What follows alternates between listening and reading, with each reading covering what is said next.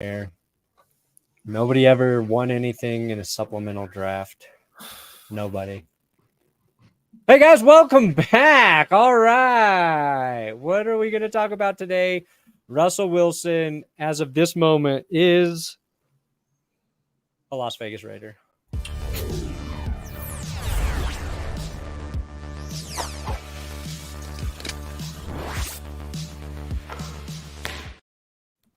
Just kidding, but that's what they want us to believe. Look, we got all five of us here. Good job. Yeah, new layout. Not used to seeing it like this. Wow. What a team. Will, Joey, Zach, Bree, and myself. Make sure you check out Let's Talk Broncos.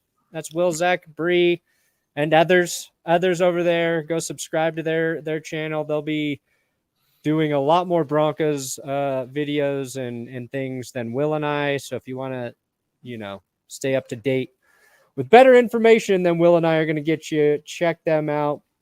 That's for There's sure. some stuff to discuss before we get to the championship games. We'll talk about that today. We'll predict that today or whatever we're going to do.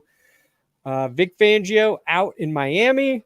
And if you're really paying close attention on Twitter, Russell Wilson possibility for the Raiders quarterback per one Jeremy Fowler from ESPN.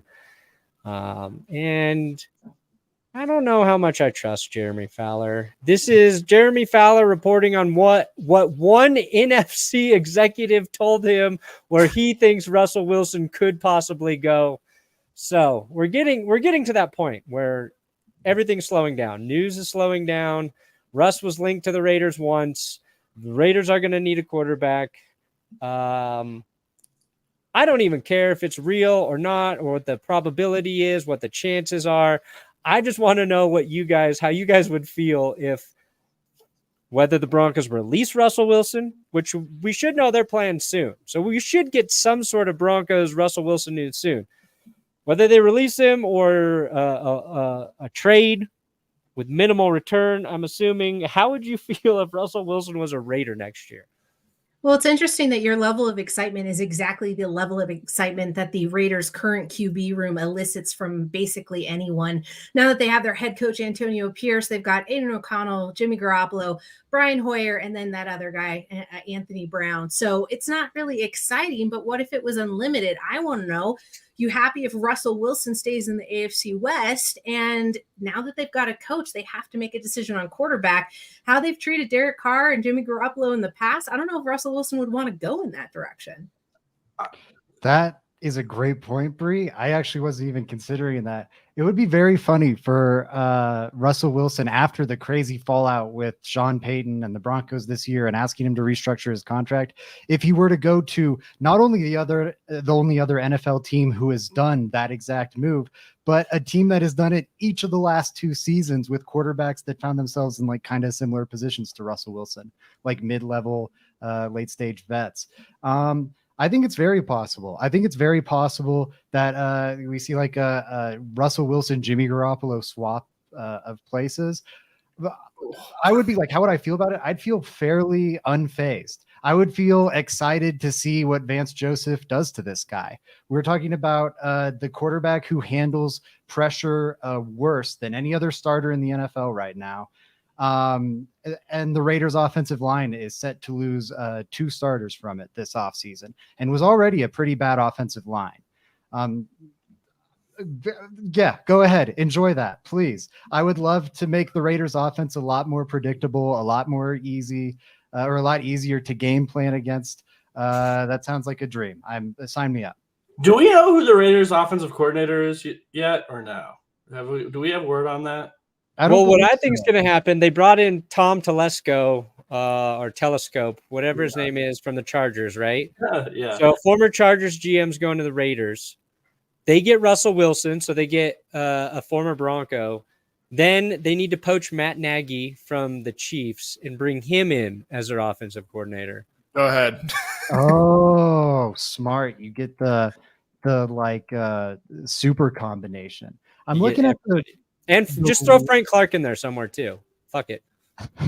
The list of interview candidates they're going with is pretty underwhelming. They're looking at they're interviewing Mike Sullivan, who was the Steelers quarterback coach for Kenny Pickett, and before then was the Broncos quarterback coach in 2018, but it was out of the league for 3 years between those stops.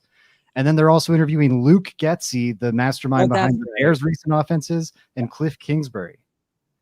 Everybody's interviewing Kingsbury. Do you think they're just asking him about Caleb Williams? Yeah, pretty much. I mean, I would love to see Kingsbury and Russ. That would be hilarious. We're all in agreement, though, that like the Broncos and the organization as a whole and Russell Wilson and his team, they're never going to be able to iron out the wrinkles and land on the same page. Will, I want to know your take on this. Do they cut Russ in March to hurry up this process? Do they wait until a trade is actuated here? Because it's not going to land on the same page for the Broncos and Russell Wilson for 2024. Yeah, I think the sooner the better. And it feels like, given that this is the worst trade in our team's history, the only logical conclusion is that not only do we pay Russ not to play for us, but we pay him to play for our greatest rival and potentially beat us twice a year. It's like I don't think that, signing Russell Wilson is a winning formula for the Raiders. I don't think there's anything more that we haven't seen. But also the same exact thing was said about Josh McDaniels, and we never beat him. Yeah, that's exactly my fear. Russ would play his 2 best games a year against the Broncos without question. And you'd think Russ never beat the Raiders, I think, in 3 tries. But he actually played some of his best games against them in losses. So I don't know. Like, he put up his best against the team, and you think they saw that, maybe they're willing to sign him because of that. But yeah, I wouldn't be scared of the Raiders. I would be scared of just Russell Wilson, making us pay for it, essentially. I think he very well could. Like, I don't think the Broncos are going to be able to trade him. He has his no trade clause. So if he wants to be difficult, he can be difficult. And based on how this divorce is going, I imagine you'll want to be difficult. It also require whatever team that wants to acquire Russell Wilson to go about it in a way more expensive way that would require giving up draft capital. Maybe the Broncos package Russell Wilson with some picks to make it manageable. But Russell Wilson's probably signing for a 1-year vet minimum deal next year, which I don't like Russell Wilson being the Broncos starting quarterback. But I wouldn't mind it if he was on a vet minimum deal. Like, that's a pretty nice bargain. And I think that's probably, I don't know what some team's going to end up doing. He's going to get to pick his landing spot. And again, with the divorce being as messy as it is, I think it's very possible he could choose the Raiders. I would feel great about that streak ending if he signs there. I don't know, man. Please don't look for a new franchise option and continue to spin the wheels on the Derek Carrs and the Jimmy Garoppolos and the Russell Wilsons of the world. That's a great outcome for the Broncos. I like it. I mean, hey, I personally, I fall on the other side of the things. If I can trade Russell Wilson to the Raiders, I would do it. Just because I'm not a Russell Wilson believer. I would gladly put him there. And I would love to see what happens, especially because I'm not so confident the Raiders know what they're doing ever. So yeah, that's what I would like to see happen. All right. The thing with the trade is another team has to be interested for that to become viable, right? Like, no team's going to trade for him if they know the Broncos are going to cut him and they'll be able to sign him. And even if they know that, I think a lot of teams will take their chances the same way that the Saints did last year with Derek Carr. Like, nobody's going to trade for Carr. They knew he was just going to leave.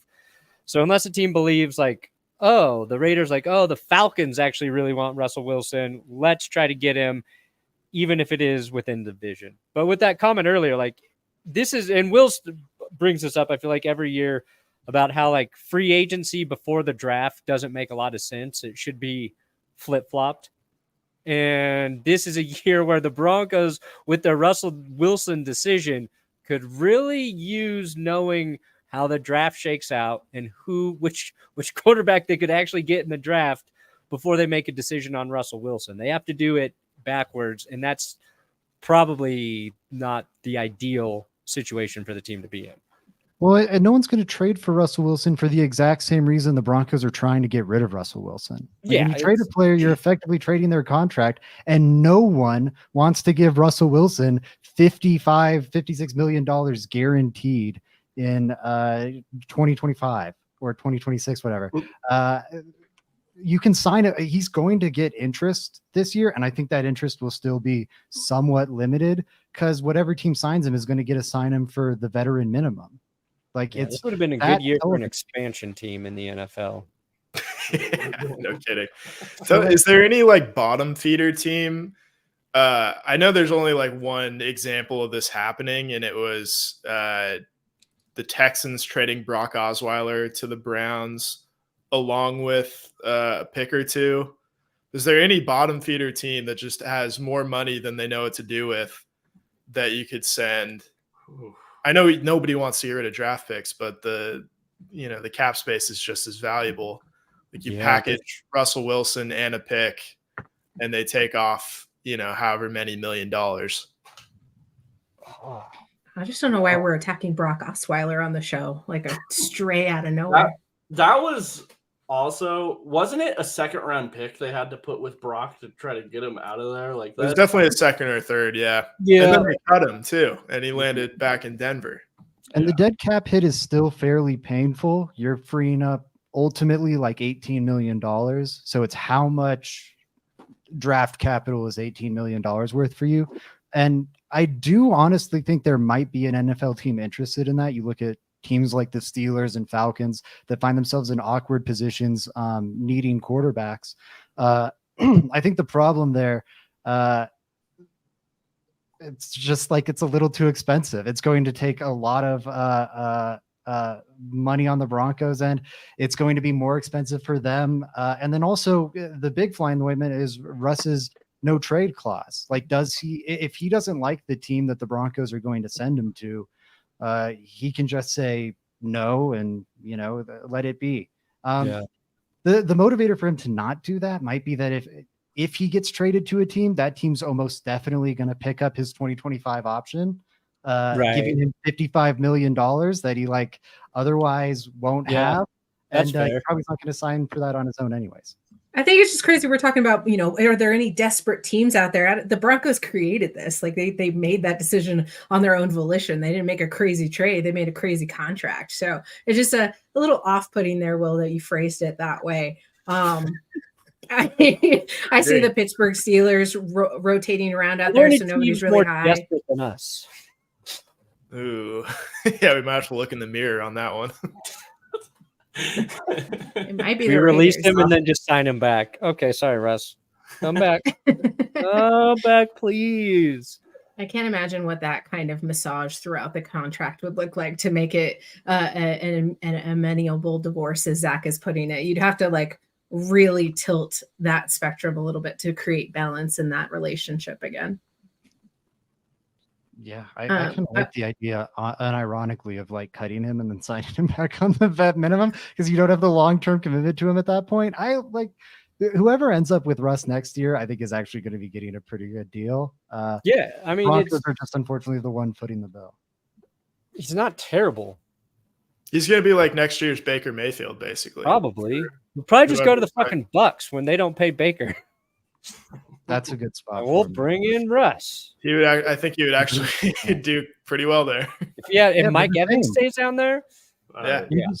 We just saw what the Buccaneers with an old Russell Wilson would look like. Yeah. Well, to be fair, I think Baker sees the field a little bit better than Russ, though. I think Baker gets I thought you were going to go the other way with it, and I'm like, I don't know. I think Baker's better than Russ, if anything, at this point. No, like I've been back and forth on that this year, but as of late, I'm like, Baker's he's doing a lot. And Will and I love Todd Bowles. He doesn't give enough. Like, we like guys who don't get a lot of credit for being like good at their job, and Todd Bowles has just never been that guy for whatever reason. I hope Baker stays down there, and I hope they're back in the playoffs next year. but that division's crazy. Who knows what? Like Vrabel might be going to he's going to interview with the Panthers. The Falcons haven't hired Belichick. They were going to interview Harbaugh for a second time, or they're not. They're interviewing Slowick for the second time. They're going Slowick now. Like I heard. That whole area is going to be wild. But Vic Fangio released from the Dolphins, mutually agreed to part ways. Obviously, the pairing of Vic Fangio and Mike McDaniel was odd from the beginning. But I liked it in that they bring two very different things to that team. And I thought the Dolphins defense got better through the course of the year, despite all their injuries. And then it sounds like he was close to the Eagles job last year, and that job is open again. And he just feels like so much more of an Eagles coach to me than a Dolphins coach. Yeah. If that happens, what are your thoughts on Fangio going there? To Philly, I think that's an awesome fit there. I do. I'm a big Fangio guy, though. I think it's like interesting. I think a lot of the NFL is using what Fangio implemented in the NFL. Like his defense is being ran everywhere, maybe with just different wrinkles on it. So that's something to be said for Fangio. That Dolphins defense progressively got better throughout the season up until both of his edge rushers were out for the entire season. So I think that's an awesome fit. The Eagles keep hiring guys that run Fangio's scheme, but aren't Fangio. They're finally getting the actual guy. So I'm sure they're ecstatic about this whole situation. It'll be interesting to see what the Dolphins do. There's a lot of, people are throwing out Brandon Staley over there. I don't know if that's the upgrade they think it's going to be. Yeah, that would be very weird to me. I think the argument for me for the Dolphins end of this, because it is weird. Once you got Jalen Ramsey back, they were a top 8 defense down the stretch. And if you remove the Week 18 game when they didn't have Bradley Chubb or Jalen Phillips, they're like a top 6 defense over that stretch.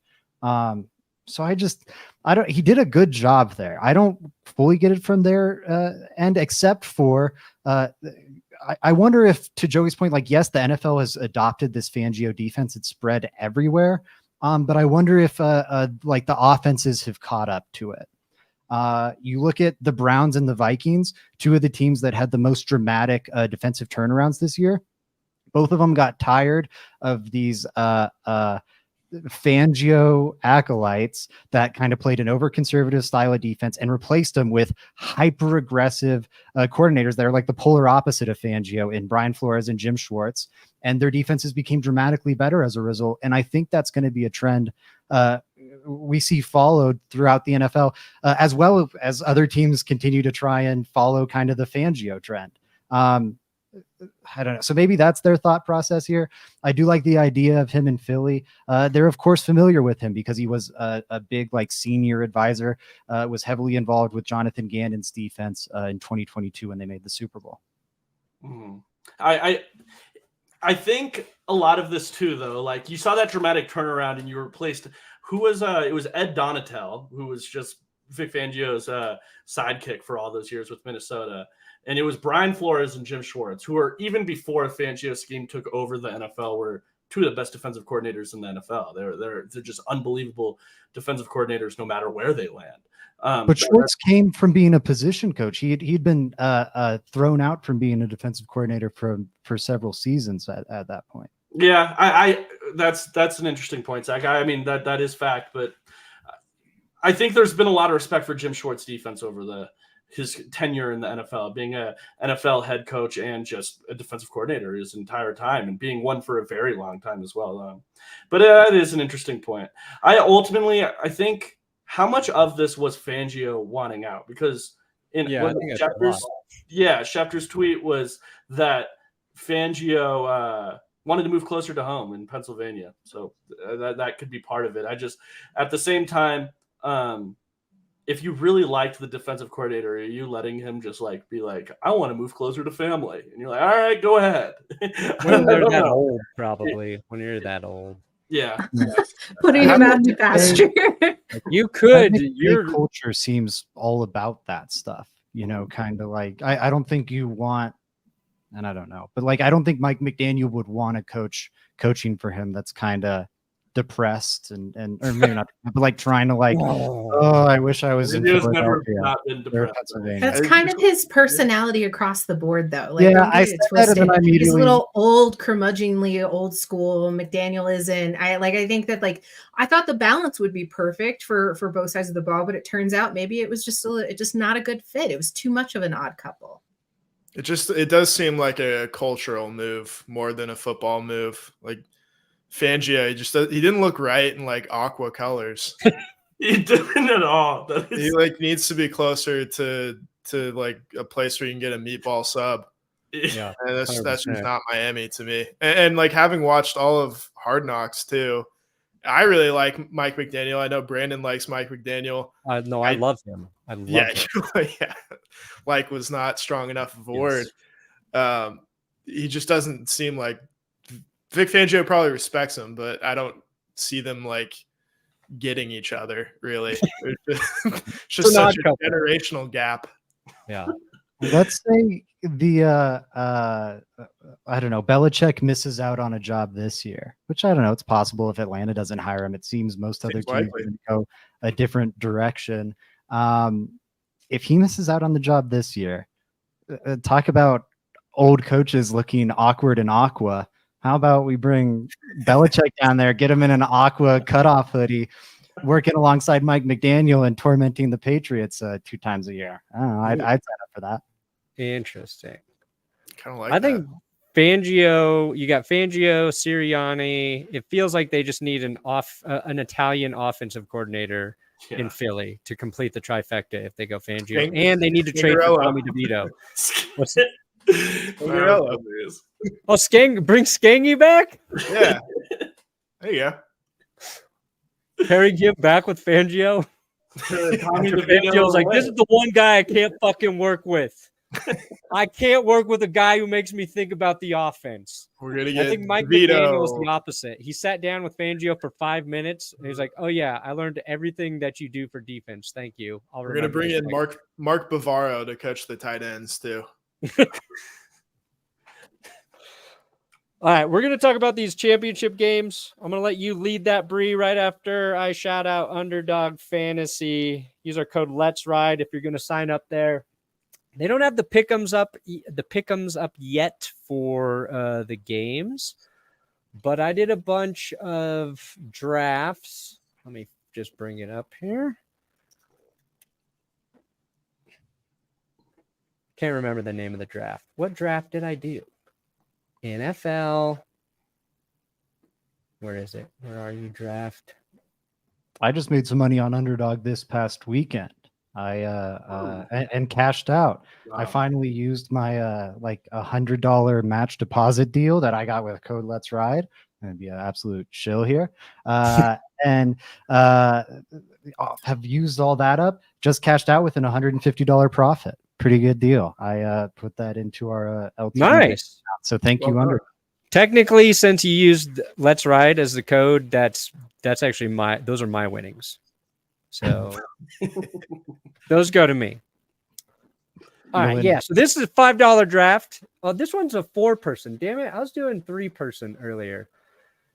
Oh, I'm pick number 1. Yes. All right. So it's just for the games this weekend. Christian McCaffrey's value, I think, is incredible. If you have the number 1 pick, I'm not sure there's a running back who's going to produce like him this week. So I did a couple of these earlier.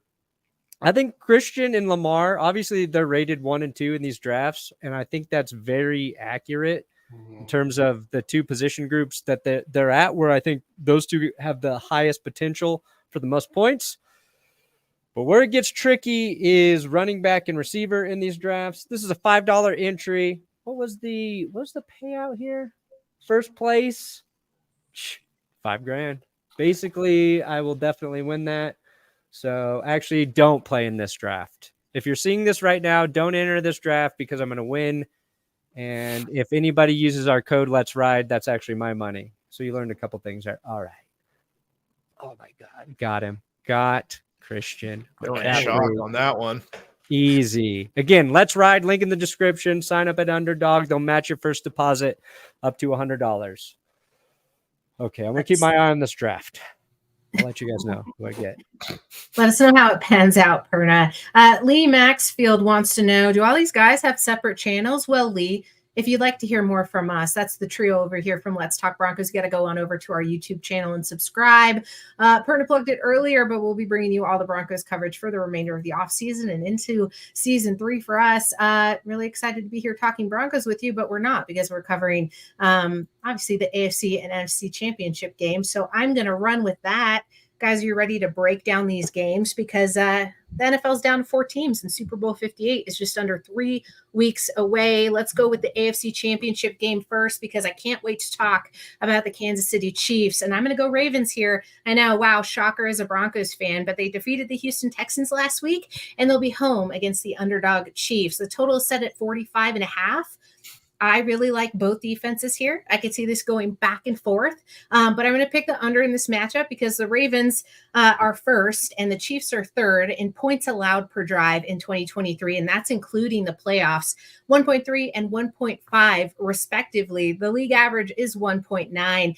Kansas City has had its share of vulnerabilities on the offense, and Lamar Jackson is going to be put to the test here in this matchup. I think I'm pulling for Baltimore, basically just to put us out of the misery of seeing the Kansas City Chiefs once again. Let's hear your cases for why the Chiefs are destined to appear in their 4th Super Bowl with Patrick Mahomes, or how Lamar Jackson and the Ravens can save the NFL as we know it.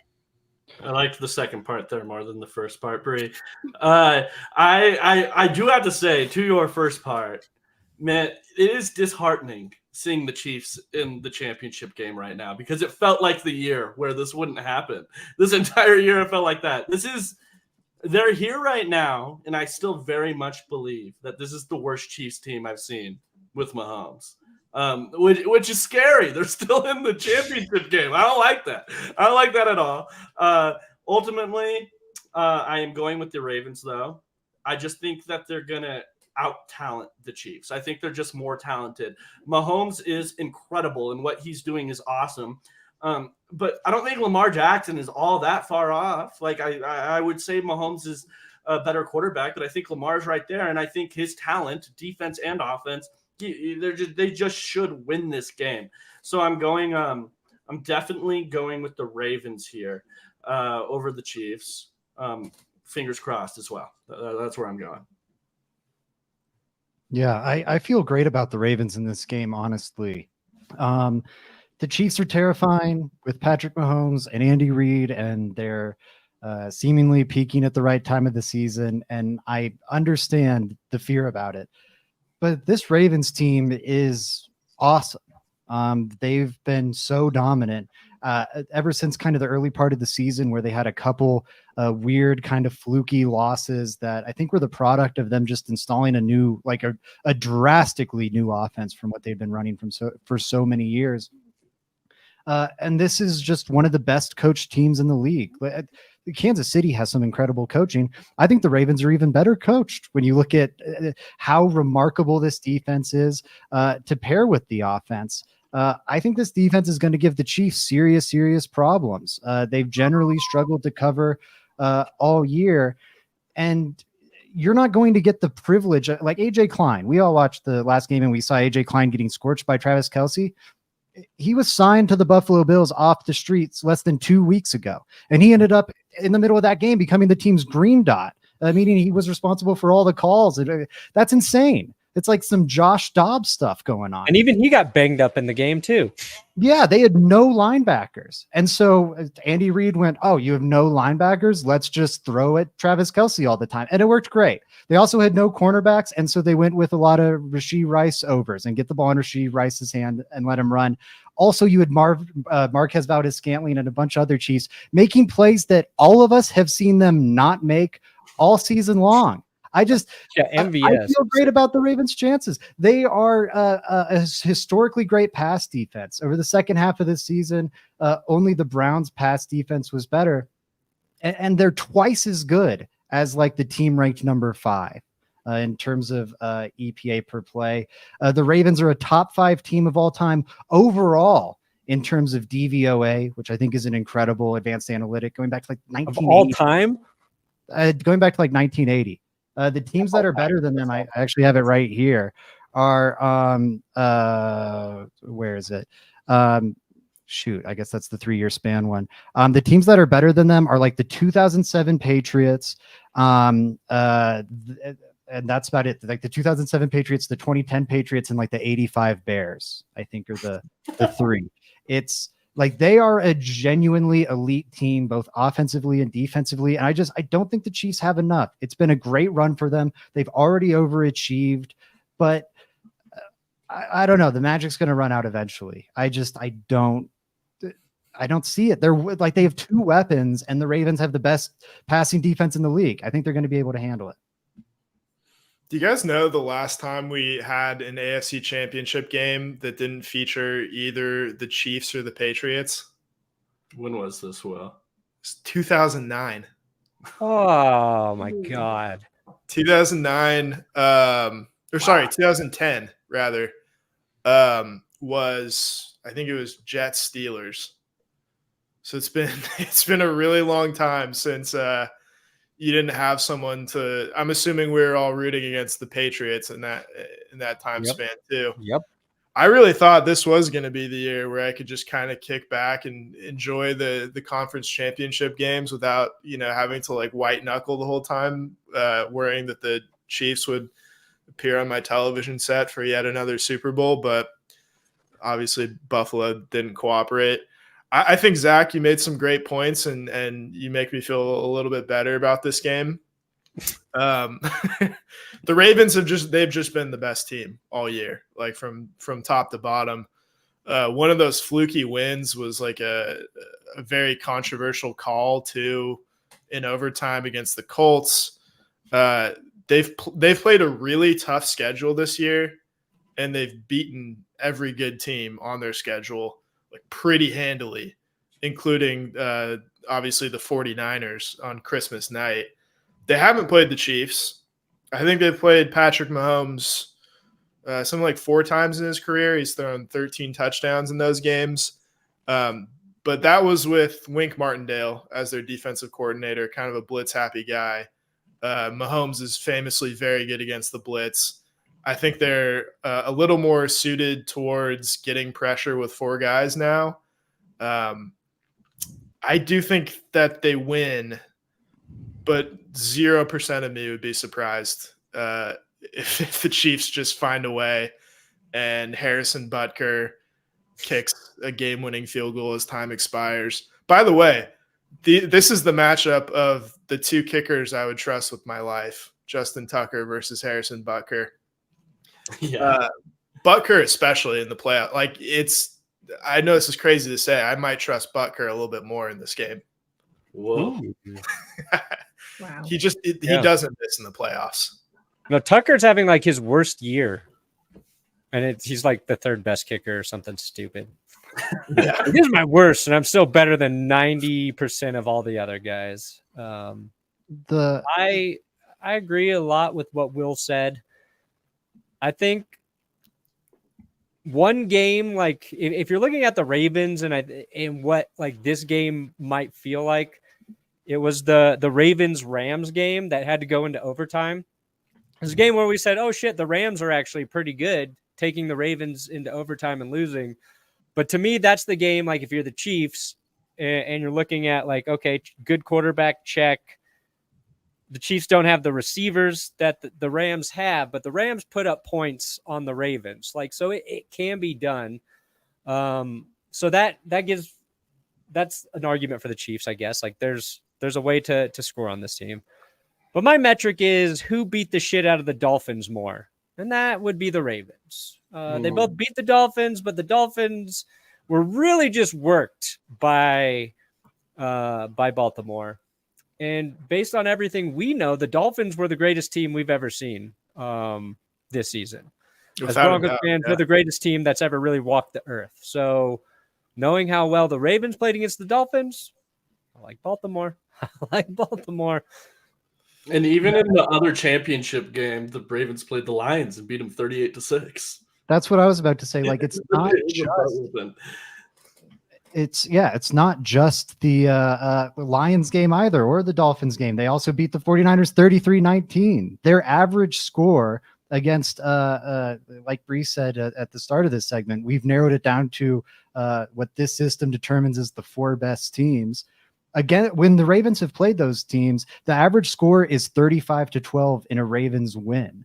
They beat a near playoff Seahawks team 37-3. They beat the playoff Browns 28-3. They beat the playoff Texans twice by scores of 25-9 and 34-10. This is an all-time great team. The Rams are like the only time they've played another good opponent, and that opponent gave them a really hard punch. Their other games were like early on weird stumbles where I think they were kind of overlooking lesser opponents. When they've had a marquee game ever since, again, outside of that one Rams game, it's been a slaughter. Yeah. It's been a while since the Chiefs have had to defend a quarterback like Lamar Jackson. No, actually, it's just been 1 week, and Josh Allen ran the ball down their throat. The Bills ran the ball effectively, and I think that's how the Ravens win. They just need another 200-yard rushing game, and hopefully by the fourth quarter, we're like, oh yeah, I think touchdown, it's over. The Ravens were so good too in that second half against Houston, controlling the time of possession. Right. Yeah. And that's if you get anywhere close to that too, that's the formula.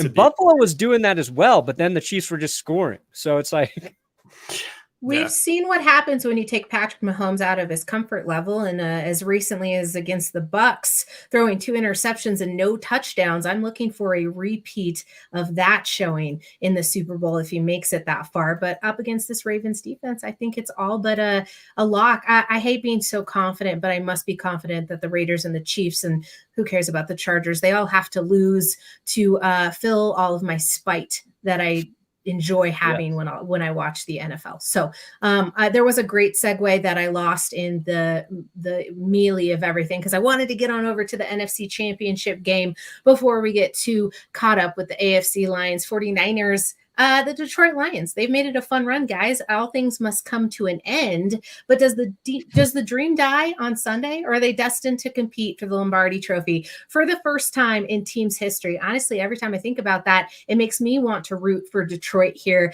I think they have what it takes to get it done, but it's a feel-good story, and I have to pick that to happen. The 49ers are a powerhouse with Kyle Shanahan, and this is their 4th conference title game in the last 5 years. So each team is very well balanced. I talked about it earlier in the show. I like a good balanced offense and defense. Jared Goff is experiencing a resurgence. There's multiple 49ers that can make a case at MVP on the offense. The Lions' run game is enviable. I know Deebo Samuel is kind of a question mark right now, but the fate for San Francisco really rests on whether or not Brock Purdy can win or lose this game for his team. That's a lot of pressure. Do you guys think the Cinderella story continues for the Lions, or is Mr. Irrelevant about to cement his second-year success with a trip to Vegas? I give the Lions about a 10% chance, and normally when we have, I'm sorry, but I'll get to it. Normally when we have these conversations and you're teeing us up on the games, I'm looking up some stat or some data point or whatever. This time I just looked up Santa Clara weather, and there is a 10% chance for rain on Sunday. And so I'm giving the Lions a 10% chance of winning. If it's sunny out there, this 49ers team is the 2nd best team in the NFL. I talked about how DVOA has the Ravens as a top 5 team in NFL history. It is the 49ers as a top 10 team in NFL history. They are an absolute juggernaut. Their schedule has been a little easy, to be fair. But really, against everyone but the Ravens, they've looked unbeatable for a couple months now. Again, outside of Packers game and then a Browns game in the rain. If it's raining, I'll pick the Lions. I think they can muck it up and out physical them and run the ball down their throat. But if it's a sunny game, I don't think the 49ers offense is stoppable unless you're like the Baltimore Ravens. I think the conditions are just as important for the Lions. Absolutely. So, right? I think the only guy with smaller hands is probably Jared Goff at quarterback. I think more than the rain for me is Deebo Samuel, I think they were something like 1-3 without him in the regular season because he missed the portion. You could really tell when he exited that game against the Packers. The offense just doesn't run the same way. They tried like a handoff to Juwan Jennings playing the Deebo role, and he hadn't carried the ball in the regular season. So he's like a huge kind of chess piece for them, clearly. And it's too like easy to like say, well, if Deebo plays, then I'll take the 49ers. If he doesn't play, then I'll take the Lions. I think he will play. And I've gone back and forth on this so many times, but I will take the 49ers. Yeah, I agree with you, Will. I think I will take the 49ers. The weather doesn't concern me either way, Zach, like Will, because I've seen the Lions play outside of that dome, and things don't look pretty every single time, almost, it feels like. So I don't know how much of a factor that'll have either way, but I do give the Lions a bigger chance than you do.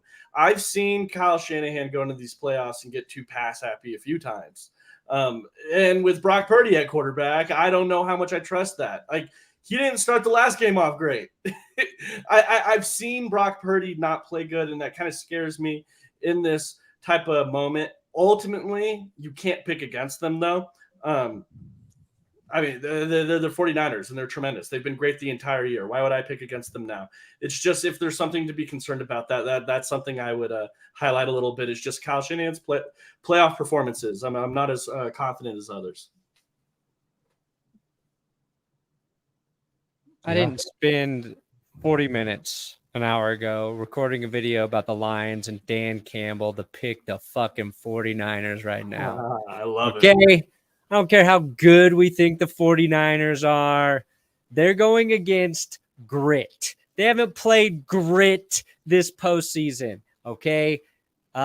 Is the Lions pass defense good? Not really. Don't care. If Deebo's not playing, that is a huge blow. The run defense actually been pretty good in the postseason so far. Christian McCaffrey's great, but I think they'll have a better game plan to contain him. No Deebo, you contain Christian McCaffrey a little bit, then they got to beat you with George Kittle and Ayuk and or Juwan Jennings. Oh, fuck, that does sound a little bit scary. That sounds a little bit scary because it can be done.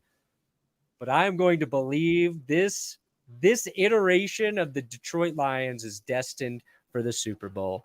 I don't care if they're outmatched. They're going to win it. And the Lions, their kicker, Michael Badgley, another kicker the Chargers cut.